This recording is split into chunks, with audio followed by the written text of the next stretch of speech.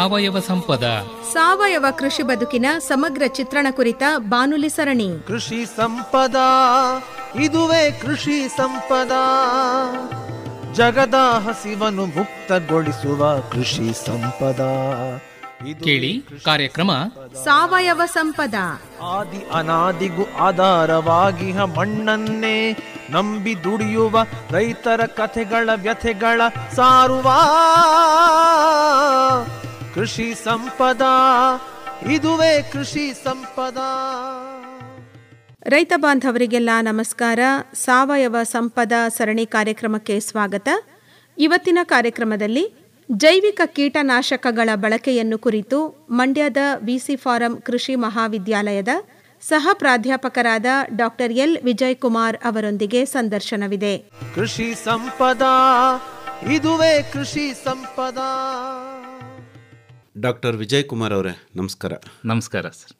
ತಾವು ಈ ದಿವಸ ಜೈವಿಕ ವಿಧಾನಗಳ ಮೂಲಕ ಯಾವ ರೀತಿ ಕೀಟಗಳನ್ನು ಹತೋಟಿ ಮಾಡ್ಬೋದು, ಮತ್ತು ತಾವು ಹೇಳುವಂತಹ ಈ ಜೈವಿಕ ಕೀಟನಾಶಕಗಳು ಎಲ್ಲಿ ದೊರೀತವೆ, ಅದನ್ನು ಹೇಗೆ ಬಳಸಬೇಕಾಗತ್ತೆ, ಮತ್ತು ಜೈವಿಕ ಪೀಡೆ ಹತೋಟಿಯ ಜೊತೆಗೆ ವಿಷ ರಾಸಾಯನಿಕಗಳನ್ನು ಬಳಸದೆ ಕೀಟಗಳನ್ನು ಮತ್ಯಾವ ವಿಧಾನಗಳಿಂದ ಹತೋಟಿ ಮಾಡಬಹುದು, ಈ ಎಲ್ಲ ವಿಚಾರಗಳಿಗೆ ಸಂಬಂಧಪಟ್ಟಂತೆ ತಾವು ಸಮಗ್ರವಾಗಿ ಮಾಹಿತಿಯನ್ನು ನೀಡಬೇಕು.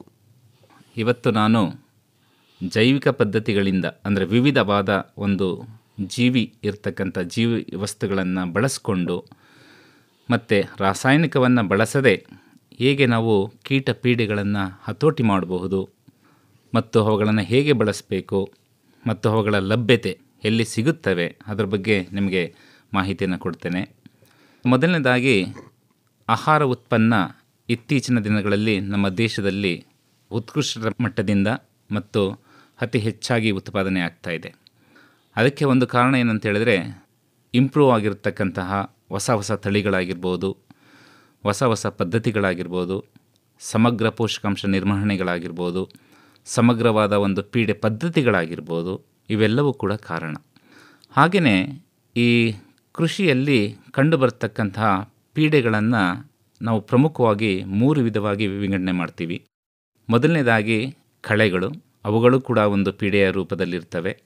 ಅವು ಸಸ್ಯಗಳಿಗೆ ಪೋಷಕಾಂಶಗಳ ಜೊತೆ ಪೈಪೋಟಿಯನ್ನು ನಡೆಸ್ತವೆ. ಎರಡನೇದು ಬಂದು ನಿಮಗೆ ರೋಗಗಳು, ವಿವಿಧ ದುಂಡಾಣು ಆಗಿರ್ಬೋದು, ನಂಜಾಣು ಆಗಿರ್ಬೋದು, ಮತ್ತು ಶಿಲೀಂಧ್ರದಿಂದ ಹರಡ್ತಕ್ಕಂಥ ರೋಗಗಳು, ಮತ್ತು ಬೇರು ಜಂತುಹುಳದಿಂದ ಹರಡ್ತಕ್ಕಂಥ ರೋಗಗಳಾಗಿರ್ಬೋದು. ಹಾಗೆ ಮೂರನೇದು ಬಂದು ಕೀಟಗಳು.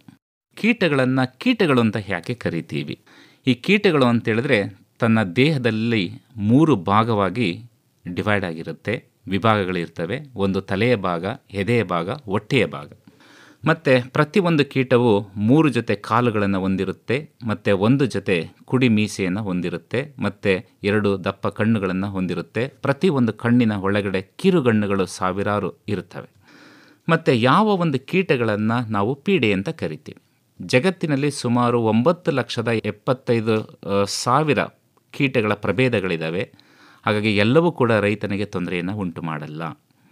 ಅದರಲ್ಲಿ ಸುಮಾರು 4.5 - 5 ಲಕ್ಷ ಪೀಡೆಗಳು ಮಾತ್ರ ಮನುಷ್ಯನಿಗೆ ತೊಂದರೆಯನ್ನು ಕೊಡ್ತವೆ. ಅಂದರೆ ಅವರು ಶೇಖರಣೆ ಮಾಡಿರ್ತಕ್ಕಂಥ ಉಗ್ರಾಣದಲ್ಲಿರ್ತಕ್ಕಂಥ ದವಸ ಧಾನ್ಯಗಳನ್ನು ತಿಂತಾ ಇರ್ತಕ್ಕಂಥದ್ದು, ಬೆಳೀತಕ್ಕಂಥ ಬೆಳೆಗಳ ಮೇಲೆ ಅವು ತಿಂದು ಹಾಳವನ್ನು ಮಾಡ್ತಕ್ಕಂಥದ್ದು. ಸೊ ಅದೇ ರೀತಿ ಸ್ಮಾರಕ ರೋಗಗಳನ್ನು ಹರಡ್ತಕ್ಕಂಥದ್ದು, ಇವೆಲ್ಲವೂ ಕೂಡ ಕೀಟಗಳಿಂದ ಆಗ್ತಕ್ಕಂತಹ ಒಂದು ತೊಂದರೆಗಳು. ಸೊ ಮತ್ತು ಇನ್ನುಳಿದ ಎಲ್ಲ ಕೀಟಗಳು ಕೂಡ ರೈತನಿಗೆ ತುಂಬ ಒಳ್ಳೆಯ ರೂಪದಲ್ಲಿ ರೈತನ ದಿನವಿಡೀ ನಿತ್ಯ ಕೆಲಸಗಳಲ್ಲಿ ಸಹಾಯ ಮಾಡಿ ರೈತನಿಗೆ ಅನುಕೂಲ ಮಾಡಿಕೊಡ್ತಕ್ಕಂಥ ಕೀಟಗಳು ಕೂಡ ಸುಮಾರು 6 ಲಕ್ಷದಷ್ಟು ಕೀಟಗಳು ಇದ್ದಾವೆ. ಅವುಗಳನ್ನು ಹೇಗೆ ವಿಂಗಡಿಸ್ತೀವಿ ಅಂತೇಳಿದ್ರೆ, ಪರಾಗಸ್ಪರ್ಶವನ್ನು ಎನ್ಹ್ಯಾನ್ಸ್ ಮಾಡ್ತಕ್ಕಂಥ, ಹೆಚ್ಚು ಮಾಡ್ತಕ್ಕಂಥ ಕೀಟಗಳು, ಮತ್ತು ರೈತನ ಗೊಬ್ಬರ, ಅಂದರೆ ರೈತನ ಮಣ್ಣಿನಲ್ಲಿ ಇರ್ತಕ್ಕಂತಹ ಸಾವಯವ ಅಂಶವನ್ನು ತಿಂದು ಅದರ ಉತ್ಕೃಷ್ಟನೆ ಹೆಚ್ಚಿಸ್ತಕ್ಕಂಥ ಕೀಟಗಳು. ಅದೇ ರೀತಿ ರೈತನಿಗೆ ಸಾಕಷ್ಟು ಒಂದಲ್ಲ ಒಂದು ವಿಧವಾಗಿ ಈ ಪ್ರೊಡಕ್ಟಿವ್, ಈಗ ರೇಷ್ಮೆ ಹುಳ ಆಗಿರ್ಬೋದು, ಜೇನುತುಪ್ಪ ಇರ್ಬೋದು, ಅಥವಾ ಮೇಣದ ಗ್ರಂಥಿ ಇರ್ಬೋದು, ಇವೆಲ್ಲನೂ ಕೂಡ ಕೀಟಗಳು ನಮಗೆ ಪ್ರತಿನಿತ್ಯ ಕೊಡ್ತಾ ಇದ್ದಾವೆ. ಅದರಲ್ಲೂ ಒಂದು ಉದಾಹರಣೆ ಏನಂತ ಹೇಳಿದ್ರೆ, ಈ ಕುಂಬಳ ಜಾತಿ ತರಕಾರಿಗಳಲ್ಲಿ ನಮಗೆ ಪರಾಗಸ್ಪರ್ಶವನ್ನು ಮಾಡ್ತಕ್ಕಂತಹ ಕೀಟಗಳು ಇಲ್ಲ ಅಂತ ಹೇಳಿದ್ರೆ ನಾವು ಕಾಯಿಗಳನ್ನೇ ನೋಡಲಿಕ್ಕೆ ಆಗೋದಿಲ್ಲ. ಯಾಕಂದರೆ ಗಂಡು ಹೂವು ಮತ್ತು ಹೆಣ್ಣು ಹೂವು ಒಂದೊಂದು ಕಡೆ ಇರ್ತದೆ. ಅವೆರಡನ್ನು ಒಟ್ಟಿಗೆ ಸೇರಿಸಿ ಕಾಯಿ ಬಿಡ್ತಕ್ಕಂತೆ ಮಾಡ್ತಕ್ಕಂಥದ್ದು ನಮ್ಮ ಕೀಟಗಳು. ಸೊ ಹಾಗಾಗಿ ಈ ಕೀಟಗಳನ್ನು ಹತೋಟಿ ಮಾಡಲಿಕ್ಕೆ ಸಾಕಷ್ಟು ಪದ್ಧತಿಗಳು ಇದ್ದಾವೆ. ಸೊ 2ನೇ ಜಾಗತಿಕ ಮಹಾಯುದ್ಧದಲ್ಲಿ ಏನು ಕೀಟನಾಶಕಗಳು ಅಂತ ಕರೀತಾ ಇರಲಿಲ್ಲ, ಆ ಸಮಯದಲ್ಲಿ ಈ ಮನುಷ್ಯರ ಮೇಲೆ ಪ್ರಯೋಗ ಮಾಡಲಿಕ್ಕೆ ಈ ಕೆಮಿಕಲ್ಸ್ ಅಂದರೆ ರಾಸಾಯನಿಕವನ್ನು ಉತ್ಪಾದನೆ ಮಾಡಲಾಯಿತು. ಯಾವಾಗ 1945ನೇ ಇಸ್ವಿನಲ್ಲಿ ಪ್ರಥಮ ಮತ್ತು 2ನೇ ಮಹಾಯುದ್ಧ ಅಂತ್ಯ ಆಗುತ್ತೆ, ಅದಾದಮೇಲೆ ಸಾಕಷ್ಟು ಈ ಆರ್ಗೆನೋಫಾಸ್ಫೇಟ್ಸ್ ಅಥವಾ ಆರ್ಗೆನೋಕ್ಲೋರಿನ್ಸ್ ಅನ್ನೋ ಮಾರಕ ಕೀಟನಾಶಕಗಳನ್ನು ಉತ್ಪಾದನೆ ಮಾಡಲಾಗಿತ್ತು ಜನರನ್ನು ಕೊಲ್ಲಿಕ್ಕೆ. ಅವನ್ನು ಮತ್ತೆ ಹೇಗೆ ಉಪಯೋಗಿಸಬೇಕು, ಮಾನವನ ಒಳಿತಿಗಾಗಿ ಉಪಯೋಗಿಸಬೇಕು ಅಂಥೇಳಿ ನಿರ್ಧಾರವನ್ನು ಮಾಡಿ ಆವಾಗ ಹೊಸ ಕೀಟನಾಶಕಗಳನ್ನು ಕಂಡುಹಿಡಿಯಲಾಯಿತು. ಮತ್ತು 1950ರಿಂದ ಇತ್ತೀಚಿನ ದಿನಗಳವರೆಗೂ ಕೂಡ ಆ ಕೀಟನಾಶಕಗಳನ್ನು ಬಳಸ್ತಾನೆ ಬಂದರು ರೈತರು. ಬಳಸಿದ ಮೇಲೆ ಏನು ದುಷ್ಪರಿಣಾಮ ಆಯಿತು? ಸೊ ಬಳಸಿದ ಕೇವಲ 10-12 ವರ್ಷದಲ್ಲೇ ಒಬ್ಬರು ಅಮೇರಿಕದ ಖ್ಯಾತ ಟ್ರಾವೆಲ್ ಬಯಾಲಜಿಸ್ಟ್ ಮತ್ತು ಪರಿಸರ ಸ್ನೇಹಿಯಾಗಿರ್ತಕ್ಕಂಥ ಒಬ್ಬರು ಲೇಡಿ ರ್ಯಾಕಲ್ ಕಾರ್ಲ್ಸನ್ ಅವರು ಈ ಪ್ರಪಂಚದಾದ್ಯಂತ ಇಳುವರಿ ಜಾಸ್ತಿ ಆಯಿತು, ಬೆಳೆ ಚೆನ್ನಾಗಿ ಬೆಳೀತು, ಆದರೆ ಆ ಕೀಟನಾಶಕದ ಬಳಕೆಯಿಂದ ಕೀಟಗಳು ಕೂಡ ಸತ್ವು. ಆದರೆ ಅದರ ದುಷ್ಪರಿಣಾಮ ಮಣ್ಣಿನ ಮೇಲೆ, ನೀರಿನ ಮೇಲೆ, ವಾತಾವರಣದಲ್ಲಿರ್ತಕ್ಕಂಥ ಉಸಿರಾಡ್ತಕ್ಕಂಥ ಗಾಳಿಯ ಮೇಲೆ ಏನೇನು ಪರಿಣಾಮ ಬೀಳ್ತು ಅಂಥೇಳಿ ಒಂದು ಅಧ್ಯಯನವನ್ನು ಮಾಡಿ ಜಗತ್ತಿನಾದ್ಯಂತ ಅವರು ಆ ಮಣ್ಣಿನ ಅಂಶವನ್ನು, ಗಿಡಗಳ ಎಲೆಯ ಅಂಶ, ಬೇರಿನ ಅಂಶ ಎಲ್ಲವನ್ನು ಕಲೆಕ್ಟ್ ಮಾಡಿ ಒಂದು ಪುಸ್ತಕದಲ್ಲಿ ಅವರು ಬರೀತಾರೆ. ಆ ಪುಸ್ತಕದ ಹೆಸರು ಸೈಲೆಂಟ್ ಸ್ಪ್ರಿಂಗ್ ಅಂತ. ಆ ಪುಸ್ತಕವನ್ನು ನೋಡಿದಾಗ ಆ ರಿಪೋರ್ಟ್ನಲ್ಲಿ ಗೊತ್ತಾಗುತ್ತೆ ಇಷ್ಟೊಂದು ಕೀಟನಾಶಕದ ಬಳಕೆಯಿಂದ ಇಷ್ಟೊಂದು ದುಷ್ಪರಿಣಾಮ ಆಗುತ್ತಾ ಅಂಥೇಳಿ ಗೊತ್ತೇ ಆಗುತ್ತೆ. ಆವಾಗ ತಾಯಿಯ ಎದೆ ಹಾಲನ್ನು ಕೂಡ ತೆಗೆದು ಪರೀಕ್ಷೆ ಮಾಡಿದಾಗ ಅದು ಮ್ಯಾಕ್ಸಿಮಮ್ ರೆಸಿಡ್ಯೂ ಲಿಮಿಟ್ ಅಂತ ಕರಿತೀವಿ, ಅದಕ್ಕಿಂತ ಜಾಸ್ತಿ ವಿಷಕಾರತ್ವ ಅದು ಇರುತ್ತೆ. ಇದನ್ನು ಮನಗಂಡು 1985ರಿಂದ ಒಂದು ಹೊಸ ಪದ್ಧತಿ ಸ್ಟಾರ್ಟ್ ಆಗ್ತದೆ. ಏನು, ಕೀಟಗಳನ್ನು ನಿರ್ವಹಣೆ ಮಾಡಬೇಕಾದ್ರೆ ಸಮಗ್ರವಾಗಿ ಮಾಡಬೇಕು. ರಾಸಾಯನಿಕವನ್ನು ಮಾತ್ರ ನಾವು ಕೊನೆಯ ಹಂತದಲ್ಲಿ ಬಳಸಬೇಕು.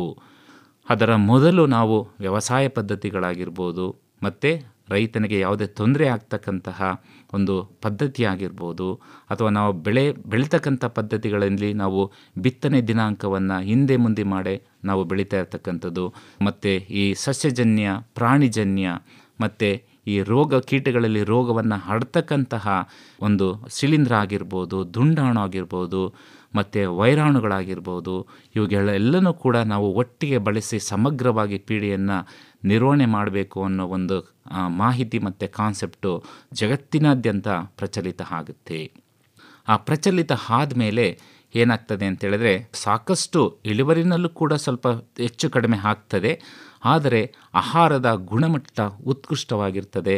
ಮತ್ತು ಕಾಳುಗಳಲ್ಲಿ, ಕಾಯಿಗಳಲ್ಲಿ, ಹಣ್ಣು ತರಕಾರಿಗಳಲ್ಲಿ, ಸೊಪ್ಪುಗಳಲ್ಲಿ ಯಾವುದೇ ರೀತಿಯ ಶೇಷಾಂಶ ಜಾಸ್ತಿ ಇರೋದಿಲ್ಲ. ಹಾಗಾಗಿ 1985ನೇ ಇಸ್ವಿಯಿಂದ ಇಲ್ಲಿಯವರೆಗೂ ಕೂಡ ಸಮಗ್ರ ಪೀಡೆ ನಿರ್ವಹಣೆ ಕ್ರಮಗಳು ಅನ್ನೋದು ಜಾರಿನಲ್ಲಿ ಇದೆ.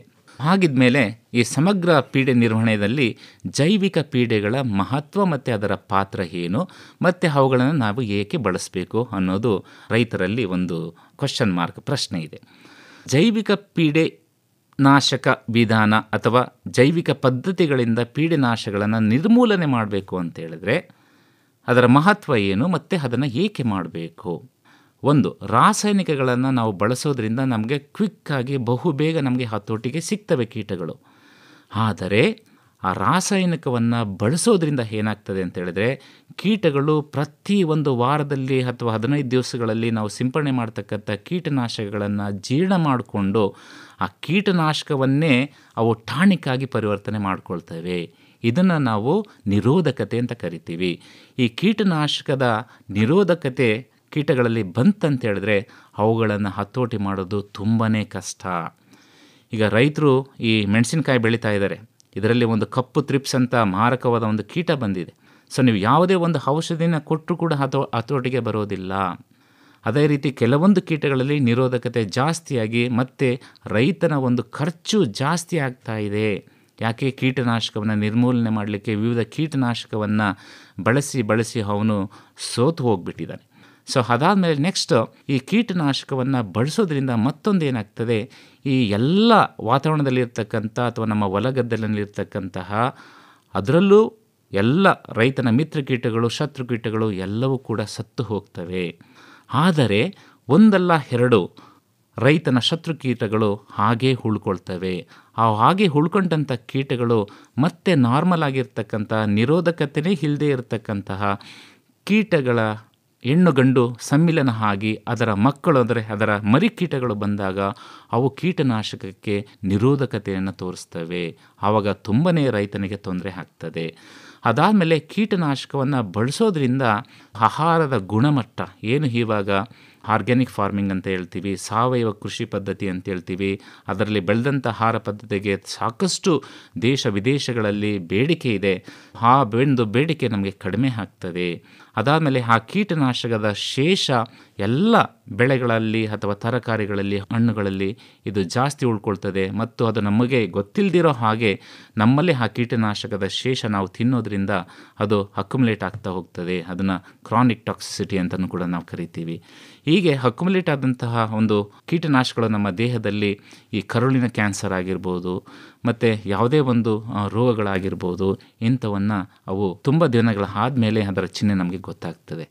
ಮತ್ತು ಈಗ ತರಕಾರಿಗಳ ವಿಚಾರಕ್ಕೆ ಬಂದಾಗ ನೀವು ಈ ಕುಂಬಳ ಜಾತಿಯ ತರಕಾರಿಗಳು, ಅದರಲ್ಲೂ ಕೂಡ ಸೌತೆಕಾಯಿ, ಪ್ರತಿ ಒಂದು ಫಂಕ್ಷನ್ ಕೂಡ ನಾವು ಸೌತೆಕಾಯಿ ತಿಂತಾಯಿದ್ವಿ. ನಾವು ಒಂದು ಸರಿ ಯೋಚನೆ ಮಾಡ್ಕೋಬೇಕು, ನಿಜವಾಗ್ಲೂ ನಾವು ವಿಷವನ್ನೇ ತಿಂತಾಯಿದ್ದೀವಿ ಅಂತ ಅನಿಸುತ್ತೆ. ಯಾಕಂದರೆ ಇಲ್ಲಿ ಸಿಂಪರಣೆ ಮಾಡ್ತಾರೆ, ಅದಕ್ಕೆ ಒಂದು ವೆಯ್ಟಿಂಗ್ ಪೀರಿಯಡ್ ಅಂತ ಇರುತ್ತೆ. ಸಿಂಪರಣೆ ಮಾಡಿದ್ಮೇಲೆ ಇಷ್ಟು ದಿವಸ ಆದಮೇಲೆ ಅದನ್ನು ಕಟಾವು ಮಾಡಿ ಮಾರ್ಕೆಟ್ಗೆ ಕಳಿಸ್ಬಾರ್ದು ಅಂತ ನಾವು ಸಾಕಷ್ಟು ತರಬೇತಿ ಕಾರ್ಯಕ್ರಮಗಳಲ್ಲಿ ಹೇಳ್ತೀವಿ, ರೈತರಿಗೆ ಹೇಳ್ತೀವಿ.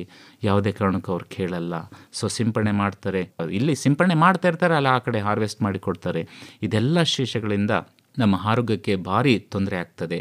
ಹಾಗಾಗಿ ಜೈವಿಕ ಕೀಟನಾಶಕ ಪದ್ಧತಿಗಳಿಂದ ನಾವು ಕೀಟನಾಶಕವನ್ನು ನಿರ್ಮೂಲನೆ ಮಾಡಲೇಬೇಕು. ಹಾಗಿದ್ದ ಮೇಲೆ ಈ ಜೈವಿಕ ವಿಧಾನಗಳಲ್ಲಿ ಯಾವ ಒಂದು ಜೀವಿಗಳನ್ನು ಬಳಸಿ ನಾವು ಹತೋಟಿ ಮಾಡ್ಬೋದು. ಒಂದು ಕೀಟಗಳನ್ನೇ ಬಳಸ್ಬೋದು. ನಮ್ಮ ರೈತನ ಮಿತ್ರ ಕೀಟಗಳನ್ನು, ರೈತನ ಶತ್ರು ಕೀಟಗಳನ್ನು ತಿನ್ನಲಿಕ್ಕೆ ನಾವು ಅದನ್ನು ಬಳಸ್ಬೋದು. ಅದರಲ್ಲಿ ನಾವು 2 ವಿಧ ಇದ್ದಾವೆ. ಒಂದು ಪರತಂತ್ರ ಜೀವಿಗಳು, ಇನ್ನೊಂದು ಭಕ್ಷಕ ಜೀವಿಗಳು. ಈ ಭಕ್ಷಕ ಜೀವಿಗಳು ಅಂತೇಳಿದ್ರೆ ಜನರಲ್ ಆಗಿ ಈಗ ರೈಲ್ ಚಿಟ್ಟೆ ಅಂತ ಕರಿತೀರ, ಡ್ರ್ಯಾಗನ್ ನೊಣ, ಅದಾದಮೇಲೆ ರಾಬರ್ ನೊಣ, ಈ ಎಲ್ಲ ನೊಣಗಳು ಮತ್ತು ಈ ಗುಲಗುಂಜಿ ಹುಳಗಳು, ಅದಾದಮೇಲೆ ನೆಕ್ಸ್ಟ್ ಬರ್ತಕ್ಕಂಥದ್ದು ಕ್ರೈಸೋಪಾ ಸಿಂಹ, ಹೇನು ಸಿಂಹ. ಸೊ ಈ ಎಲ್ಲ ಒಂದು ಭಕ್ಷಕ ಕೀಟಗಳೇನು ಮಾಡ್ತವೆ, ದಿನಕ್ಕೆ ಸರಿಸುಮಾರು 20-30 ರಸ ಇರತಕ್ಕಂಥ ಕೀಟಗಳಾಗಿರ್ಬೋದು, ಲೆಪಿಡಾಪ್ಟರ ಪತಂಗ ಜಾತಿಗೆ ಸೇರಿರ್ತಕ್ಕಂತಹ ಮೊಟ್ಟೆಗಳಾಗಿರ್ಬೋದು, ಅದರ ಮರಿಹುಳುಗಳಾಗಿರ್ಬೋದು, ಇವೆಲ್ಲವನ್ನು ಕೂಡ ಭಕ್ಷಿಸಿ ಅವು ರೈತನ ಹೊಲಗದ್ದೆಗಳಲ್ಲಿ ರೈತನ ಶತ್ರು ಕೀಟಗಳನ್ನು ಸಂಹಾರ ಮಾಡಿ ಅದರ ಸಂಖ್ಯೆಯನ್ನು ಕಡಿಮೆ ಮಾಡ್ತವೆ. ಮತ್ತು ವಾತಾವರಣದಲ್ಲಿ ಏನು ಜನರಲ್ ಈಕ್ವಿಲಿಬ್ರಿಯಂ ಪೊಸಿಷನ್ ಅಂತ ಕರಿತೀವಿ, ಸಮತೋಲನೆ ಅಂದರೆ ಶತ್ರು ಕೀಟಗಳು ಮತ್ತು ಮಿತ್ರ ಕೀಟಗಳ ಒಂದು ಸಮತೋಲನೆಯನ್ನು ಇದು ಕಾಪಾಡ್ತಾ ಹೋಗುತ್ತೆ. ಸೊ ಅದಾದಮೇಲೆ ನೆಕ್ಸ್ಟ್ ಬರ್ತಕ್ಕಂಥದ್ದು ಪರತಂತ್ರ ಜೀವಿಗಳು. ಈ ಪರತಂತ್ರ ಜೀವಿಗಳು ಅಥವಾ ಪರೋಪಜೀವಿಗಳು ಅಂತೇಳಿದ್ರೆ ರೈತರಿಗೆ ನನಗಿಂತ ತುಂಬ ಅರ್ಥ ಆಗಿದೆ ಅಂತ ಅನಿಸುತ್ತೆ. ಯಾಕಂದರೆ ಅವರು ಎಸ್ಪೆಷಲಿ ಈ ರೇಷ್ಮೆ ಗೂಡನ್ನು ಅಥವಾ ರೇಷ್ಮೆನ ಬೆಳೀತಾ ಇರ್ತಕ್ಕಂಥ ರೈತರು ಊಜಿ ಹುಳ ಹೊಡೀತು ಅಂತ ಕರೀತಾರೆ. ಊಜಿ ತುಂಬ ಪ್ರಾಬ್ಲಮ್. ಸೊ ಮರಿಹುಳುಗಳ ಮೇಲೆ ಈ ಊಜಿ ನೊಣದ ಪ್ರೌಢ ನೊಣ ಚುಚ್ಚಿ ತನ್ನ ಮೊಟ್ಟೆಯನ್ನು ನಮ್ಮ ರೇಷ್ಮೆಯ ಹುಳುವಿನ ದೇಹದ ಒಳಗಡೆ ಸೇರಿಸಾದ್ಮೇಲೆ ಸುಮಾರು 4-5 ದಿವಸಗಳ ನಂತರ ಅದು ಆ ರೇಷ್ಮೆ ಹುಳುವಿನ ದೇಹದ ಒಳಭಾಗವನ್ನೆಲ್ಲ ತಿಂದು ಆ ರೇಷ್ಮೆ ಹುಳುವನ್ನು ಸಾಯಿಸಿ ಊಜಿ ನೊಣ ಹೊರಗಡೆ ಅದು ಬರ್ತದೆ. ಅಂದರೆ ಅದರ ಪ್ಯೂಪ ಮತ್ತು ಅದರ ಕೋಶ ಹೊರಗಡೆ ಬರ್ತದೆ. ಇದನ್ನು ಹೇಗೆ ನೀವು ಅರ್ಥ ಮಾಡ್ಕೊಳ್ಬೇಕು ಅಂದರೆ, ಇಲ್ಲಿ ರೇಷ್ಮೆಯ ಹುಳು ರೈತನ ಮಿತ್ರ ಕೀಟ. ಆ ರೇಷ್ಮೆಯ ಹುಳು ಥರನೇ ಇರತಕ್ಕಂತಹ ಲೆಪಿಡಾಪ್ಟರ ಅಂದರೆ ಪತಂಗ ಗುಂಪಿಗೆ ಸೇರಿರ್ತಕ್ಕಂತಹ ಮರಿಹುಳುಗಳು ಸಾಕಷ್ಟು ರೈತನಿಗೆ ಹಾನಿಯನ್ನು ಉಂಟು ಮಾಡ್ತಾ ಇದ್ದಾವೆ. ಹೇಗೆ ಹಾನಿಯನ್ನು ಉಂಟು ಮಾಡ್ತವೆ? ಎಲೆಯನ್ನು ತಿಂತವೆ, ಹೂವುಗಳನ್ನು ತಿಂತವೆ, ಕಾಯಿಗಳನ್ನು ಕೊರಿತವೆ, ಕಾಂಡವನ್ನು ಕೊರಿತವೆ, ಕಾಂಡ ಕೊರಕಗಳು ಅಂತ ಕರಿತೀವಿ, ಕುಡಿ ಕೊರಕಗಳು ಅಂತ ಕರಿತೀವಿ, ಹಣ್ಣು ಕೊರಕಗಳು ಅಂತ ಕರಿತೀವಿ, ಮತ್ತು ಬೇರು ಕೊರಕಗಳು ಅಂತ ಕರಿತೀವಿ. ಸೊ ಈ ಎಲ್ಲ ಲೆಪಿಡಾಪ್ಟರ್ ಅಂದರೆ ಪತಂಗ ಜಾತಿಗೆ ಸೇರಿರ್ತಕ್ಕಂತಹ ಪೀಡೆಗಳ ಮರಿಹುಳಗಳು ಮತ್ತು ಅದರ ಮೊಟ್ಟೆಗಳ ಮೇಲೆ ಈ ಪರತಂತ್ರ ಜೀವಿಗಳು ದಾಳಿಯನ್ನು ಮಾಡಿ ಅವು ಕೀಟಗಳ ಸಂಖ್ಯೆಯನ್ನು ಕಡಿಮೆ ಮಾಡ್ತವೆ. ಅದರಲ್ಲಿ ಎಷ್ಟು ವಿಧ ಇದೆ? ಮೊದಲನೇದಾಗಿ ಮೊಟ್ಟೆ ಪರತಂತ್ರ ಜೀವಿ. ಈ ಮೊಟ್ಟೆ ಪರತಂತ್ರ ಜೀವಿ ಅಂತ ಹೇಳಿದ್ರೆ ಹೆಗ್ ಪ್ಯಾರಾಸೈಟ್ಸ್. ಈ ಒಂದು ಪರತಂತ್ರ ಜೀವಿಗಳು ಅಂದರೆ ಕಣಜ ಜಾತಿಗೆ ಅಥವಾ ನೊಣದ ಜಾತಿಗೆ ಸೇರಿರ್ತಕ್ಕಂಥದ್ದು. ಈ ಕಣಜ ಮತ್ತು ನೊಣದ ಜಾತಿಗೆ ಸೇರಿರ್ತಕ್ಕಂತಹ ರೈತನ ಮಿತ್ರ ಆಗಿರ್ತಕ್ಕಂಥ ಪರತಂತ್ರ ಜೀವಿಗಳು ಮೊಟ್ಟೆಯನ್ನು ಇಟ್ಟಾಗ, ಅಂದರೆ ರೈತನ ಶತ್ರು ಕೀಟಗಳು ಮೊಟ್ಟೆಯನ್ನು ಇಟ್ಟಾಗ ಮೊಟ್ಟೆಯಿಂದ ಹೊರಬರ್ತಕ್ಕಂತಹ ವಾಸನೆಯನ್ನು ಹಿಡಿದು ಈ ಕಣಜಗಳು ಮೊಟ್ಟೆ ಹತ್ತಿರ ಹೋಗಿ ಆ ರೈತನ ಶತ್ರು ಕೀಟದ ಮೊಟ್ಟೆಯ ಒಳಗಡೆ ತಮ್ಮ ಮೊಟ್ಟೆಯನ್ನು ಇಟ್ಬಿಡ್ತವೆ. ಮೊಟ್ಟೆಗಳಲ್ಲಿ ಮರಿಯಾದಂಥ ರೈತನ ಮಿತ್ರಕೀಟ ರೈತನ ಶತ್ರು ಕೀಟದ ಮೊಟ್ಟೆಯನ್ನು ತಿಂದು ರೈತನಿಗೆ ಅನುಕೂಲವನ್ನು ಮಾಡಿಕೊಳ್ತವೆ. ಸೊ ಈ ಒಂದು ಪರತಂತ್ರ ಜೀವಿ ಪ್ರಯೋಗಾಲಯ ನಮ್ಮ ಮೈಸೂರಿನ ಸುತ್ತಮುತ್ತಲೂ ಇರತಕ್ಕಂಥ ಎಲ್ಲ ರೈತರಿಗೂ ಗೊತ್ತಿದೆ. ಯಾಕಂದರೆ ಇದು ಡಾಕ್ಟರ್ ಲೆಸ್ಲಿ ಸಿ ಕೋಲ್ಮನ್ ಅವರ ಕಾಲದಲ್ಲಿ 1937ನೇ ಇಸ್ವಿನಲ್ಲಿ 2 ಲ್ಯಾಬೊರೇಟರಿ ರೈತರಿಗೆ ಅನುಕೂಲವಾಗುವಂತೆ ಅದನ್ನು ಎಸ್ಟಾಬ್ಲಿಷ್ ಮಾಡ್ತಾರೆ. ಅವು ಒಂದು ಬೈಲಹೊಂಗಲದಲ್ಲಿ ಸ್ಟಾರ್ಟ್ ಆಗ್ತದೆ, ಇನ್ನೊಂದು ನಮ್ಮ ಪವಿತ್ರವಾದ ಒಂದು ಮಂಡ್ಯದಲ್ಲಿ 1937ನೇ ಇಸ್ವಿನಲ್ಲಿ ಸ್ಟಾರ್ಟ್ ಆಗ್ತದೆ. ಇವತ್ತಿಗೂ ಕೂಡ ಅಲ್ಲಿ ಪರತಂತ್ರ ಜೀವಿಗಳನ್ನು ಬೆಳವಣಿಗೆ ಮಾಡಿ ಅವುಗಳ ಒಂದು ಕಾರ್ಡ್ ರೂಪದಲ್ಲಿ ಆ ಮೊಟ್ಟೆ ಪರತಂತ್ರ ಜೀವಿಗಳನ್ನು ರೈತನಿಗೆ ನೀಡ್ತಾನೆ ಬಂದಿದ್ದಾರೆ. ಮತ್ತು ಅದಾದಮೇಲೆ ನೆಕ್ಸ್ಟ್ ಬರ್ತಕ್ಕಂಥದ್ದು ಮರಿಹುಳುಗಳ ಪರತಂತ್ರ ಜೀವಿಗಳು.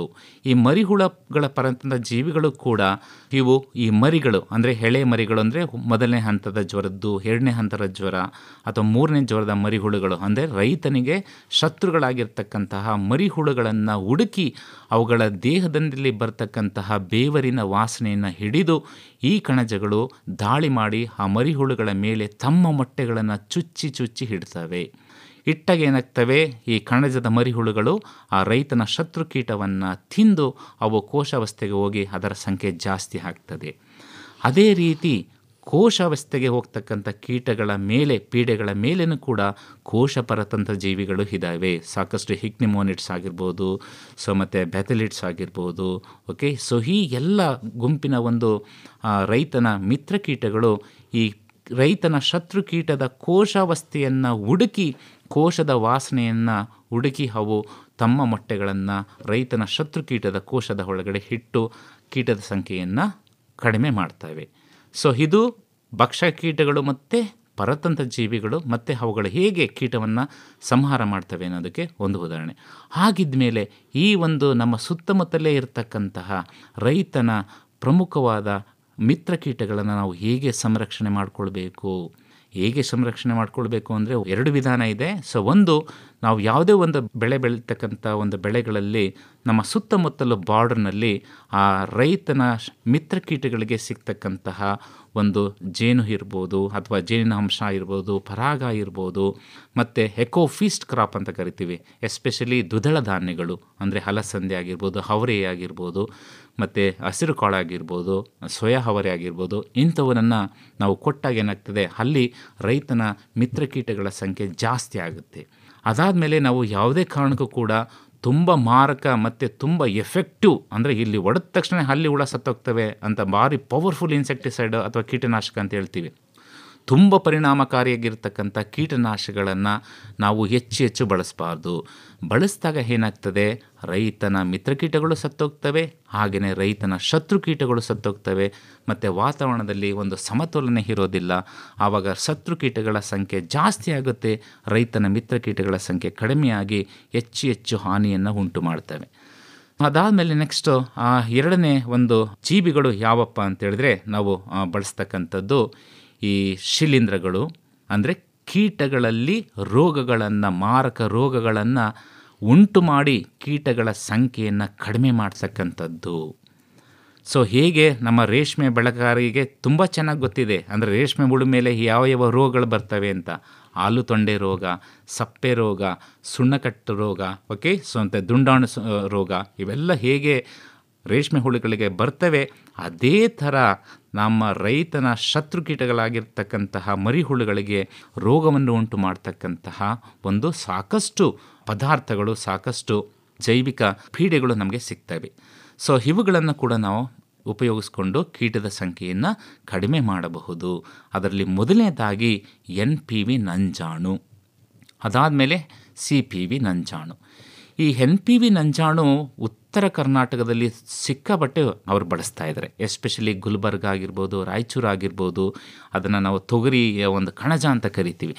ಆ ಒಂದು ಪ್ರದೇಶದಲ್ಲಿ ಈ ತೊಗರಿಗೆ ಬರ್ತಕ್ಕಂತಹ ಮಾರಕವಾದ ಎಲಿಯೋತಿಸ್ ಅಥವಾ ಹೆಲಿಕೋರ್ಪ ಹಾರ್ಮಿಜರ ಹಸಿರು ಹುಳದ ಮೇಲೆ ಮತ್ತು ಆ ತರಕಾರಿಗಳಲ್ಲಿ ಬರ್ತಕ್ಕಂತಹ ರಬ್ಬರ್ ಹುಳ ಸ್ಪೊಡಾಪ್ಟ್ರಾ ಅನ್ನೋ ಮಾರಕ ಕೀಟಗಳು, ರೈತರಿಗೆ ಗೊತ್ತಿದೆ, ಕೋಸನ್ನು ತೆಗೆದ ತಕ್ಷಣ ಒಳಗಡೆ ಕಿರುಬೆಳ್ಳು ಗಾತ್ರದ ಒಂದು ಕಂದು ಬಣ್ಣದ ಮರಿಹುಳ ಇರುತ್ತೆ, ಕುತ್ತಿಗೆಯ ಭಾಗದಲ್ಲಿ 2 ಕಪ್ಪು ಚುಕ್ಕೆ ಇರುತ್ತೆ. ರೈತರು ಅದನ್ನು ರಬ್ಬರ್ ಹುಳ ಅಂತ ಕರೀತೀರ, ಅದರ ಮೇಲೆ ಬಳಸ್ತಾರೆ.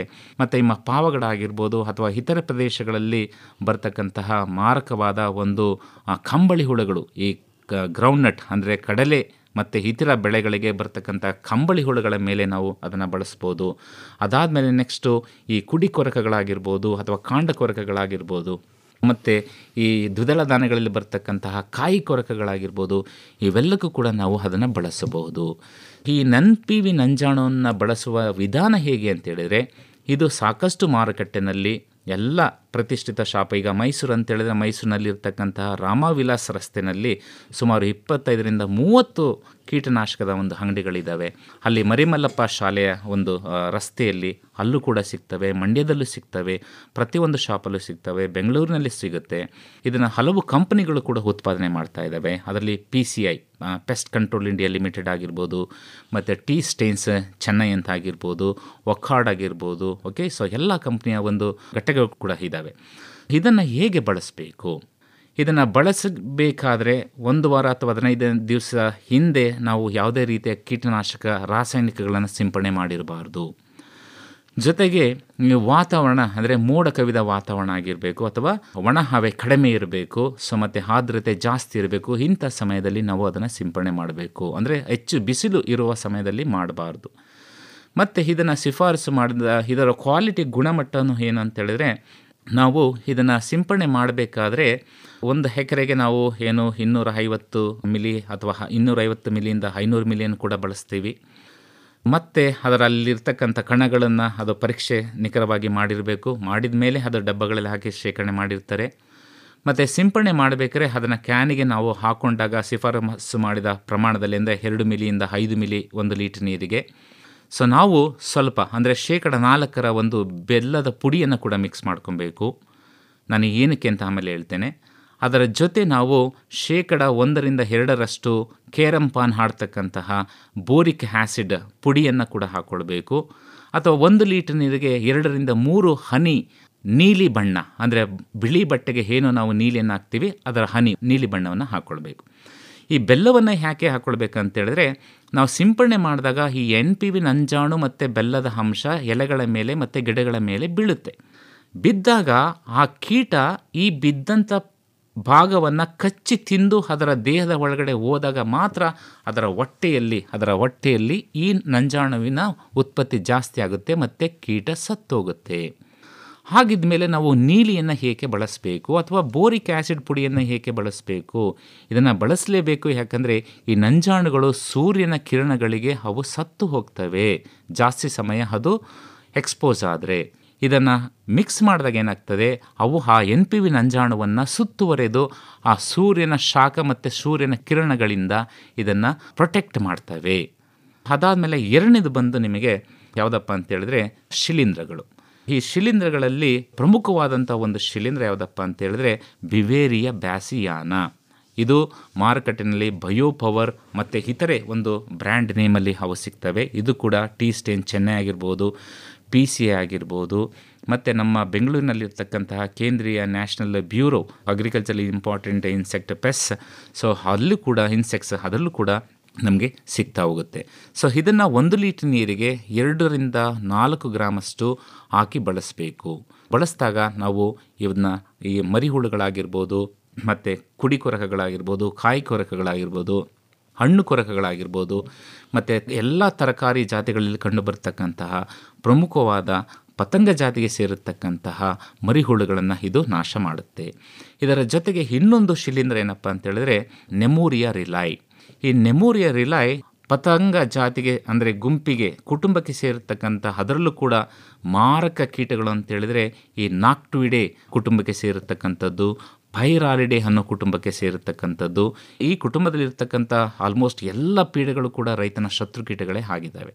ನಾವು ಇದನ್ನು 2-3 ಗ್ರಾಮ್ 1 ಲೀಟರ್ ನೀರಿಗೆ ನಾವು ಸಿಂಪರಣೆ ಮಾಡಿದಾಗ ಏನಾಗ್ತದೆ, ನಾವು ಸಿಂಪರಣೆ ಮಾಡಿದಂಥ ಶಿಲೀಂಧ್ರ ಈ ಮರಿಹುಳುಗಳ ದೇಹದ ಮೇಲೆ ಬಿದ್ದು ಅವು ಒಂದು ಸ್ಪೋರನ್ನು, ಒಂದು ಹೈಫಿ ಅಂತ ಕರಿತೀವಿ, ಆ ಒಂದು ಪೆಗ್ ಒಂದು ಕೊಂಡಲಿಯನ್ನು ಅವು ಸೃಷ್ಟಿ ಮಾಡಿ ಆ ಕೀಟದ ದೇಹದ ಒಳಗಡೆ ಚುಚ್ಚಿ ಒಳಗಡೆ ಹೋದಾಗ ಏನಾಗ್ತದೆ, ಆ ಕೀಟದ ದೇಹದ ಒಳಗಡೆ ಇರತಕ್ಕಂತಹ ಎಲ್ಲ ತೇವಾಂಶವನ್ನು ಹೀರಿಕೊಂಡು ಅವು ಸುಣ್ಣು ಕಟ್ಟು ರೋಗವನ್ನು ಉಂಟು ಮಾಡ್ತವೆ. ಅದರಿಂದ ಕೀಟಗಳ ಸಂಖ್ಯೆ ಕಡಿಮೆ ಆಗ್ತದೆ, ಮತ್ತು ಯಾವುದೇ ರೀತಿಯ ಶೇಷಾಂಶ ಉಳಿಯೋದಿಲ್ಲ, ಮತ್ತು ಯಾವುದೇ ರೀತಿಯ ಆಹಾರದಲ್ಲಿ ಕೀಟನಾಶಕಗಳ ಹಾಗೆ ಯಾವುದೇ ರೀತಿಯ ತೊಂದರೆ ಕೂಡ ಇಲ್ಲ. ಹಾಗಿದ ಮೇಲೆ ಇನ್ನೊಂದು ಏನಪ್ಪ ಹೇಳಿದ್ರೆ ಮೆಟರೈಜಿಯಂ ಅನೈಸೋಫ್ಲಿಯಾ, ಈ ಹಸಿರು ಸುಣ್ಣಕಟ್ಟು ರೋಗವನ್ನು ಉಂಟು ಮಾಡ್ತಕ್ಕಂತಹ ಮೆಟರೈಜಿಯಂ. ಇವು ಎಲ್ಲಿ ಯಾವ ಒಂದು ಕೀಟಗಳಿಗೆ ಬಳಸ್ತೀವಿ ಅಂತ ಹೇಳಿದ್ರೆ ಎಲ್ಲ ಲೆಪಿಡಾಪ್ಟರ ಗುಂಪಿಗೆ ಸೇರತಕ್ಕಂತಹ ಕೀಟಗಳೇ ಬಳಸ್ತೀವಿ. ಆದರೆ ಅತಿ ಹೆಚ್ಚಾಗಿ ನಾವು ಬಳಸ್ತಕ್ಕಂಥದ್ದು ಎಲ್ಲಿ ಅಂತ ಹೇಳಿದ್ರೆ ಈ ಬೇರು ಹುಳಗಳು, ಭೂಗರ್ಭದ ಕೀಟಗಳು. ಈ ಭೂಗರ್ಭದ ಕೀಟಗಳು ಅಂತೇಳಿದ್ರೆ ತಾವು ನೋಡಿರ್ಬೋದು. ಸೊ ಮೂತಿ ಹುಳ, ಅದೇ ರೀತಿ ತೆಂಗಿನ ಮಾರಕ ಗೇಂಡಮೃಗ ದುಂಬಿಯ ಮರಿಹುಳ ತಿಪ್ಪೆಗುಂಡಿಗಳಲ್ಲಿ ಇರುತ್ತೆ. ಅದಾದಮೇಲೆ ನನ್ನ ರೈತರಿಗೆ ಎಲ್ಲ ಗೊತ್ತಿದೆ ಯಾವುದಂತೇಳಿದ್ರೆ ಬೇರನ್ನು ತಿಂತಕ್ಕಂತಹ ಜೂನ್ ಜುಲೈನಲ್ಲಿ ದುಂಬಿಗಳು ಬರ್ತವೆ. ಜುಲೈ ಮತ್ತು ಆಗಸ್ಟ್ ತಿಂಗಳಲ್ಲಿ ಅತಿ ಹೆಚ್ಚು ಹಾನಿಯನ್ನು ಉಂಟು ಮಾಡತಕ್ಕಂತಹ ರೂಟ್ ಗ್ರಬ್ಸ್ ಅಂದರೆ ಬೇರು ಹುಳಗಳು ಅಥವಾ ಗೊಣ್ಣೆ ಹುಳುಗಳು ಅಂತ ಕರೀತಾರೆ. ಸೊ ಈ ಒಂದು ಗೊಣ್ಣೆ ಹುಳುಗಳಿಗೆ ಮತ್ತು ಬೇರು ಹುಳುಗಳಿಗೆ ನಾವು ಈ ಮೆಟ್ರೈಸಮನ್ನು ಮಣ್ಣಿಗೆ ಸೇರಿಸೋದ್ರಿಂದ ನಾವು ಇದರಿಂದ ಮುಕ್ತಿಯನ್ನು ಪಡಿಬೋದು. ಮತ್ತು ಅದೇ ರೀತಿ ಕುಡಿ ಕೊರಕಗಳಾಗಿರ್ಬೋದು ಮತ್ತು ಇತರೆ ಲೆಪಿಡಾಪ್ಟರ್ ಜಾತಿಗೆ ಸೇರಿರ್ತಕ್ಕಂತಹ ಹುಳಗಳು ಮತ್ತು ರಸವನ್ನು ಹೀರ್ತಕ್ಕಂತಹ ಎಮಿಪ್ಟರ ಜಾತಿಗೆ ಸೇರಿರ್ತಕ್ಕಂಥ ಕೀಟಗಳಲ್ಲೂ ಕೂಡ ಈ ಮೆಟ್ರೈಸಿಯಮ್ಮು ಸಾಕಷ್ಟು ರೋಗವನ್ನು ಉತ್ಪತ್ತಿ ಮಾಡಿ ಅವುಗಳ ಸಂಖ್ಯೆಯನ್ನು ಕಡಿಮೆ ಮಾಡಿ ರೈತನಿಗೆ ಸಾಕಷ್ಟು ಅನುಕೂಲವನ್ನು ಮಾಡಿಕೊಡ್ತಾ ಇದ್ದಾವೆ. ಸೊ ಹಾಗಿದ ಮೇಲೆ ಈ 3 ಅಂದರೆ ಬೆವೇರಿಯಾ, ನೆಮೊರರಿಲೈ ಮತ್ತು ಮೆಟ್ರೈಸಿಯಂ, ಸೊ ಇದರ ಗುಣಮಟ್ಟ ಹೇಗಿರಬೇಕು? ನಾವು ಮಾರುಕಟ್ಟೆಯಲ್ಲಿ ನಾವು ಸಿಗ್ತಕ್ಕಂತಹ ಪದಾರ್ಥವನ್ನು ತೆಗೆದುಕೊಳ್ಳಬೇಕಾದರೆ ಈ ಒಂದು ನಾವು ಸಿಂಪಡಣೆ ಮಾಡುವ ಸಮಯದಲ್ಲಿ ಇದರ ತೇವಾಂಶ 8ಕ್ಕಿಂತ ಕಡಿಮೆ ಇರಬೇಕು. 8ಕ್ಕಿಂತ ಜಾಸ್ತಿ ಇದ್ದರೆ ಅವು ಕೆಲಸ ಮಾಡಲ್ಲ. ಅದೇ ರೀತಿ ಅದರ ಸ್ಪೋರ್ ಕೌಂಟ್ ಅಂದರೆ ಆ ಕಣಗಳು ಎಷ್ಟಿರಬೇಕು, ಆ ಕಣಗಳು 10⁹ ಅಂತ ಕರಿತೀವಿ. ಅಷ್ಟು ಪ್ರಮಾಣದಲ್ಲಿ ಅವು ಇರಬೇಕು. ಅದನ್ನು ನಾವು ಉತ್ಕೃಷ್ಟವಾದ ಒಂದು ಕ್ವಾಲಿಟಿ ಅಂತ ಹೇಳ್ತೀವಿ. ಮತ್ತು ಇದರ ಒಂದು ಗುಣಮಟ್ಟವನ್ನು ಹೇಗೆ ಪರೀಕ್ಷೆ ಮಾಡಿಸ್ತಾರೆ ಕಂಪನಿಯವರು? ಸಾಕಷ್ಟು ಕಂಪನಿಗಳಿದ್ದಾವೆ. ಮತ್ತು ನಮ್ಮ ಕರ್ನಾಟಕದಲ್ಲಿ, ನಮ್ಮ ಮಂಡ್ಯದಲ್ಲೂ ಕೂಡ ಜೈವಿಕ ಪೀಡೆನಾಶಕದ ಒಂದು ಕ್ವಾಲಿಟಿಯನ್ನು, ಅದರ ಕ್ವಾಲಿಟಿ ಹೇಗಿದೆ ಪರೀಕ್ಷಾ ಪ್ರಯೋಗಾಲಯ ಕೂಡ ಪರತಂತ್ರ ಜೀವಿ ಪ್ರಯೋಗಾಲಯದ ಒಳಗಡೆನೇ ಇದೆ. ಅವರು ಗುಣಮಟ್ಟವನ್ನು ಕಾಪಾಡಿಕೊಂಡು ಆಮೇಲೆ ಅವರ ರಿಪೋರ್ಟಿನ ಆಧಾರದ ಮೇಲೆ ನಮಗೆ ಮಾರುಕಟ್ಟೆಗೆ ಸಿಗುತ್ತೆ. ಅದರಿಂದ ರೈತನಿಗೆ ಯಾವುದೇ ರೀತಿಯ ಮೋಸ ವಂಚನೆ ಆಗೋದಿಲ್ಲ. ಅದಾದಮೇಲೆ ನೆಕ್ಸ್ಟ್ ಬರ್ತಕ್ಕಂಥದ್ದು ದುಂಡಾಣುಗಳು. ದುಂಡಾಣುಗಳು ಅಂದರೆ ಬ್ಯಾಕ್ಟೀರಿಯಾ, ಅಂದರೆ ಕೀವು. ಯಾವುದೇ ಒಂದು ಕಡೆ ನಮಗೆ ಗಾಯ ಆಯಿತು ಅಂದಾಗ ಆ ಗಾಯದ ಪಕ್ಕ ಹಳದಿ ಬಣ್ಣ ಬರುತ್ತೆ. ಏನಕ್ಕೆ? ಅದನ್ನು ಕೀವು ಅಂತ ಕರೀತೀರ. ಆ ಕೀವು ಅಂತ ಹೇಳಿದ್ರೆ ಆ ದುಂಡಾಣುಗಳು ಕೀವುಗಳನ್ನು ಉಂಟು ಮಾಡ್ತಕ್ಕಂಥದ್ದು. ಈ ದುಂಡಾಣುಗಳಲ್ಲಿ ನಿಮಗೆ BT ಅಂತ ಕೇಳಿರ್ಬೋದು, ಮತ್ತು ಸೂಡೋಮೋನಸ್ ಅಂತ ಕೇಳಿರ್ಬೋದು. ಅದರಲ್ಲೂ ಕೂಡ BT ಅನ್ನೋದು ತುಂಬ ಪಾಪ್ಯುಲರ್. BT ನಮಗೆ ಲಿಕ್ವಿಡ್ ದ್ರವ ರೂಪದಲ್ಲೂ ಕೂಡ ಸಿಗುತ್ತೆ, ಮತ್ತು ನಮಗೆ ಪೌಡರ್ ರೂಪದಲ್ಲೂ ಕೂಡ ಅದು ಸಿಗುತ್ತೆ. ಈ ಬ್ಯಾಸಿಲಸ್ ತುರಂಜಿನ್ಸ್ ಅನ್ನೋದು ಒಂದು ಮಣ್ಣಿನಲ್ಲಿರ್ತಕ್ಕಂತಹ ಗ್ರಾಮ್ ಪಾಸಿಟಿವ್ ಮೊಟೈಲ್ ಓಡಾಡ್ತಕ್ಕಂತಹ ಸ್ಪೋರನ್ನು ಫಾರ್ಮ್ ಮಾಡ್ತಕ್ಕಂಥ ಒಂದು ಬ್ಯಾಕ್ಟೀರಿಯಾ. ಇದರ ದೇಹದ ಒಳಗಡೆ ಒಂದು ವಜ್ರಾಕೃತಿಯ ಒಂದು ಕೀಟನಾಶಕದ ಶೇಷಾಂಶ ಇದೆ. ಅದನ್ನು ಕ್ರಿಸ್ಟಲ್ ಪ್ರೋಟೀನ್ ಅಂತ ಕರಿತೀವಿ. ಆ ಕ್ರಿಸ್ಟಲ್ ಪ್ರೋಟೀನನ್ನು ಪಡ್ಕೊಂಡು ಈಗ BT ಕ್ರಾಪ್ಸ್ ಅಂತ ಏನಂತ ಕರಿತೀವಿ, ಅದರಲ್ಲಿ ಅದನ್ನು ಹಾಕಿದ್ದಾರೆ. ಅದೇ ರೀತಿ ಸ್ಪ್ರೇ ನಾವು ಸಿಂಪಡಣೆ ಮಾಡತಕ್ಕಂತಹ BT ಕೂಡ ನಮಗೆ ಸಿಗುತ್ತೆ ಮಾರುಕಟ್ಟೆಯಲ್ಲಿ ಪ್ರತಿಷ್ಠಿತ ಕಂಪನಿಗಳಿಂದ. ಅದು ನಿಮಗೆ ಡೈಪೆಲ್ ಅಂತ ಸಿಗುತ್ತೆ, ಡೈಪೆಲ್ 8L ಲಿಕ್ವಿಡ್ ಅಂತ ಸಿಗುತ್ತೆ. ಅದೇ ರೀತಿ ಡೈಪೆಲ್ ವೆಟಬಲ್ ಪೌಡರ್ ಅಂದರೆ ನೆನೆ ಪುಡಿಗಳಾಗೂ ಕೂಡ ಸಿಗ್ತವೆ. ಇದನ್ನು 1 ಲೀಟರ್ ನೀರಿಗೆ 2 ಗ್ರಾಮನ್ನು ಹಾಕಿ ನಾವು ತಂಪಾದ ವಾತಾವರಣದಲ್ಲಿ ಸಿಂಪಡಣೆ ಮಾಡೋದ್ರಿಂದ ಆ BT ಅಂಶ ಕೀಟಗಳ ದೇಹದ ಒಳಗಡೆ ಹೋಗಿ ಆಹಾರದ ಮೂಲಕ ಆ ಕೀಟಗಳ ಸಂಖ್ಯೆ ಕಡಿಮೆ ಆಗ್ತದೆ. ಹಾಗಾಗಿ ಈ ಎಲ್ಲ ಜೈವಿಕ ಪದ್ಧತಿಗಳಿಂದ ನಾವು ಬಳಸ್ಬೋದು. ಇನ್ನೊಂದು ಏನಂತ ಹೇಳಿದ್ರೆ ಕೀಟಗಳನ್ನು ಸಾಯಿಸ್ತಕ್ಕಂಥ ರೋಗವನ್ನು ಉಂಟು ಮಾಡ್ತಕ್ಕಂತಹ ಜಂತು ಹುಳಗಳು. ಗಿಡಗಳಲ್ಲಿ ಹಾನಿ ಮಾಡ್ತಕ್ಕಂಥ ಒಂದು ಪ್ಲ್ಯಾಂಟ್ ಪ್ಯಾರಾಸೈಟಿಕ್ ನೆಮಟೋಡ್ಸ್ ಅಂತ ಕರಿತೀವಿ. ಕೀಟಗಳಲ್ಲೂ ಕೂಡ ಜಂತು ಹುಳುಗಳು ಸಾಕಷ್ಟು ಇದು ಮಾಡ್ತವೆ. ಆ ಜಂತು ಹುಳುಗಳನ್ನು ಕೂಡ ನಾವು ಬಳಸಿ ಅದನ್ನು ಭೂಗರ್ಭದಲ್ಲಿ ಇರತಕ್ಕಂಥ ಕೀಟಗಳನ್ನು ನಿರ್ವಹಣೆ ಮಾಡ್ಬೋದು. ಇದರ ಜೊತೆಗೆ ಕೇಶಮೂರ್ತಿ ಸರ್ ಹೇಳಿದಾಗೆ ಇತರ ಪದ್ಧತಿಗಳು, ರಾಸಾಯನಿಕನೇ ಬಳಸ್ತೇನೆ, ಇತರ ಪದ್ಧತಿಗಳಿಂದ ಹೇಗೆ ಹತೋಟಿ ಮಾಡ್ಬೋದು. ಒಂದು, ಮಾಗಿ ಉಳುಮೆ ಮಾಡೋದ್ರಿಂದ ಕೀಟಗಳ ಕೋಶ ಭೂಮಿನಲ್ಲಿರುತ್ತೆ. ಆ ಉಳುಮೆ ಮಾಡಿದಾಗ ಏನಾಗ್ತದೆ, ಹಕ್ಕಿ ಪಕ್ಷಿಗಳವನ್ನು ತೆಗೆದುಕೊಂಡು ತಿಂತಾ ಹೋಗ್ತವೆ. ಅದಾದಮೇಲೆ ಸೂಕ್ತ ಕಾಲದಲ್ಲಿ ನಾವು ನಾಟಿ ಮಾಡ್ತಕ್ಕಂಥದ್ದು. ಮತ್ತು ಯಾವುದೇ ಒಂದು ತರಕಾರಿ ಬೆಳೆಗಳಾಗಲಿ ನಾವು ನಾಟಿಯನ್ನು ಮಾಡಬೇಕಾದ್ರೆ ಆ ಸಾಲುಗಳು ಪೂರ್ವ ಪಶ್ಚಿಮವಾಗಿ ಇರಬೇಕು. ಯಾಕಂದರೆ ಸೂರ್ಯನ ಕಿರಣಗಳು ನೇರವಾಗಿ ಆ ಸಾಲುಗಳ ಮಧ್ಯದಲ್ಲಿ ಬಿದ್ದಾಗ ಆ ವಾತಾವರಣದ ಒಂದು ಆರ್ದ್ರತೆ ತಗ್ಗುತ್ತಾ ಹೋಗುತ್ತೆ.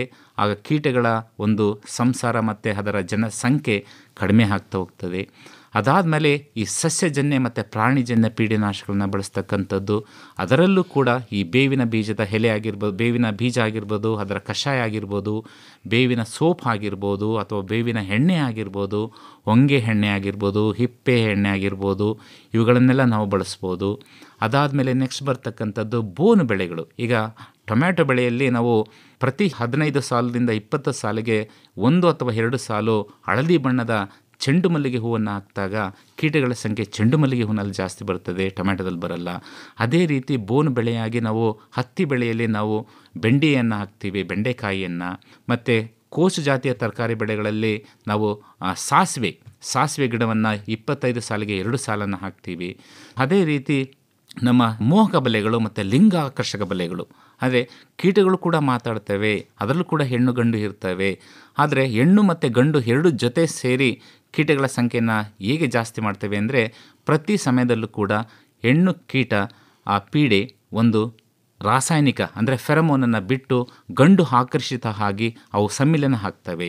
ಹಾಗಾಗಿ ಕೃತಕವಾಗಿ ನಾವು ಹೆಣ್ಣು ಏನು ರಾಸಾಯನಿಕವನ್ನು ಬಿಡ್ತದೆ ಅದನ್ನು ಒಂದು ರಬ್ಬರ್ನಲ್ಲಿ ಕಂಡೆನ್ಸ್ ಮಾಡಿ ಅದನ್ನು ಬಲೆಗಳ ಮೂಲಕ ನಾವು ಹಾಕೋದ್ರಿಂದ ಗಂಡು ಪತಂಗಗಳೆಲ್ಲ ಬಂದು ಆ ಬಲೆ ಒಳಗಡೆ ಬಿದ್ದೋಗ್ತವೆ, ಕೀಟಗಳ ಸಂಖ್ಯೆ ಕಡಿಮೆ ಆಗ್ತಾ ಹೋಗ್ತದೆ. ಅದೇ ರೀತಿ ಸಾಕಷ್ಟು ರೈತನಿಗೆ ಅನುಕೂಲ ಆಗ್ತಕ್ಕಂತಹ ರಾಸಾಯನಿಕವನ್ನು ಬಳಸದೇ ಇರತಕ್ಕಂಥ ಪದ್ಧತಿಗಳು ಕೂಡ ಇದ್ದಾವೆ. ಈಗ ನಮಗೆ ತುಂಬ ತೊಂದರೆ ಆಗ್ತಾ ಇರೋದು ಈ ಶೇಖರಣೆ ಮಾಡಿರ್ತಕ್ಕಂಥ ಉಗ್ರಾಣಗಳ ಕೀಟಗಳನ್ನು ಹತೋಟಿ ಮಾಡೋದು. ಇಲ್ಲಿ ಅಲ್ಯೂಮಿನಿಯಂ ಫಾಸ್ಫೇಟನ್ನ ಬಳಸ್ತಾರೆ, ತುಂಬ ಮಾರಕವಾದದ್ದು.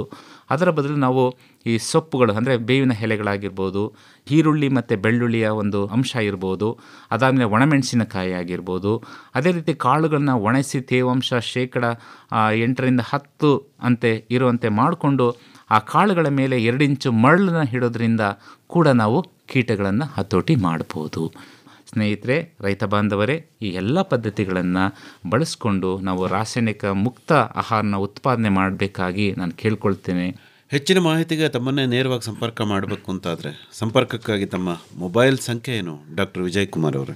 94 83 83 6789. ಇನ್ನೊಮ್ಮೆ 94 83 83 6789. ಇನ್ನೂ ಒಂದು ಸರಿ ಹೇಳ್ಬಿಡಿ ಸರ್.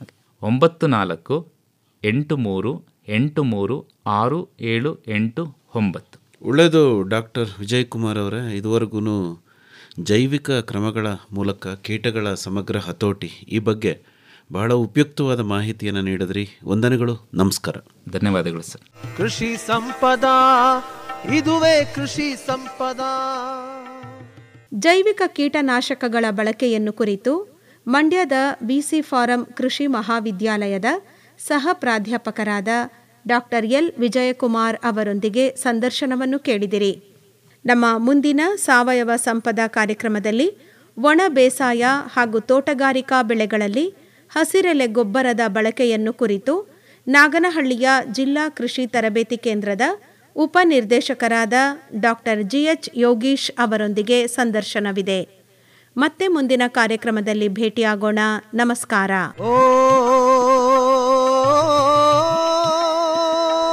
ಸಾವಯವ ಸಂಪದ, ಸಾವಯವ ಕೃಷಿ ಬದುಕಿನ ಸಮಗ್ರ ಚಿತ್ರಣ ಕುರಿತ ಬಾನುಲಿ ಸರಣಿ ಕೇಳಿದಿರಿ. ಕೃಷಿ ಸಂಪದಾ, ಇದುವೇ ಕೃಷಿ ಸಂಪದಾ.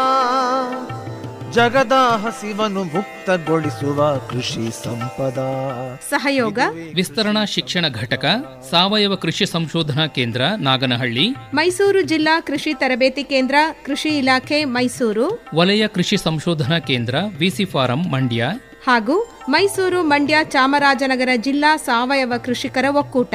ಸಾವಯವದಲ್ಲಿ ಸಮಗ್ರ ಕೃಷಿಯಿದೆ, ಮಣ್ಣಿಗೂ ಮನುಜಗೂ ಆರೋಗ್ಯ. ವಿಷ ರಾಸಾಯನಿಕವಾ ಕೃಷಿಯಲ್ಲಿ ತೊರೆದರೆ ಬೆಳೆಯೋ ಬೆಳೆಯೆಲ್ಲ ಅಮೃತವು, ಬೆಳೆಯೋ ಶೀರ್ಷಿಕೆ ಗೀತರಚನೆ ರಮೇಶ್ ಪಿ ರಂಗಸಮುದ್ರ. ಗೀತೆಯ ರಾಗ ಸಂಯೋಜನೆ ಹಾಗೂ ಗಾಯನ ನಿತಿನ್ ರಾಜಾರಾಮ್ ಶಾಸ್ತ್ರಿ. ಕೃಷಿ ಸಂಪದಾ, ಇದುವೇ ಕೃಷಿ ಸಂಪದಾ. ನೆರವು ಆರ್ ಲೋಕೇಶ್ವರಿ.